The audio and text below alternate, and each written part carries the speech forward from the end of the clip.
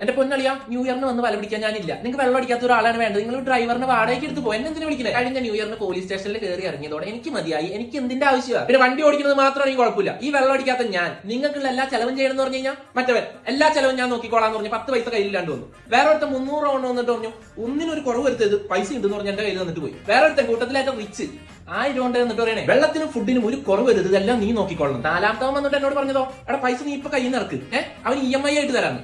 അവൻ EMI പോയിട്ട് അവന്റെ ഞാൻ പറയണില്ല ന്യൂ ഇയർ അറിയാനുള്ള കാരണം നിങ്ങളുടെ എല്ലാവരും ചിലവ് ഏറ്റെടുക്കാൻ ഞാൻ എന്താ പൈസ അടിക്കുന്ന മിഷനാ. വെറുതെ വീട്ടിൽ കിടന്നിറങ്ങിയിട്ടിരുന്ന എന്നെ കഴിഞ്ഞ അവിടെ വിളിച്ചുകൊണ്ട് പോയി എന്റെ കയ്യിലെ പൈസയും കൊടുത്ത് ആ പൈസക്ക് നിങ്ങൾ വെള്ളം അടിച്ച് അത് കഴിഞ്ഞിട്ട് എന്നെ പോലീസ് സ്റ്റേഷനിലും കയറ്റി കേസാക്കിയപ്പോൾ നിങ്ങൾക്ക് സമാധാനമായില്ല. അതുകൊണ്ട് എന്ത് പറഞ്ഞാലും ഈ കൊല്ലം ഞാനില്ല. ഞാൻ കഴിഞ്ഞ കൊല്ലം ന്യൂ ഇയർ റെസൊല്യൂഷൻ എടുത്തതാണ് നിങ്ങളുടെ കൂട്ടുവിട്ട് ഞാൻ നന്നാവുന്നു. ഇത്തവണ ഞാൻ നന്നാവും. നിങ്ങളുടെ കൂട്ടുവിട്ടാൽ തന്നെ എന്റെ ക്ലാസ് അങ്ങോട്ട് കൂടും.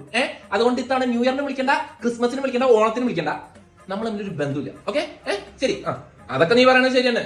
കൂട്ടത്തിൽ ഇത്തിരി ബോധം വിവരമുള്ളത് എനിക്ക് തന്നെ. ഞാൻ ഉണ്ടെങ്കിലേ നടക്കൂ. എന്തായാലും നീ ഇത്രയും പറഞ്ഞാലേ ഞാൻ വരാം.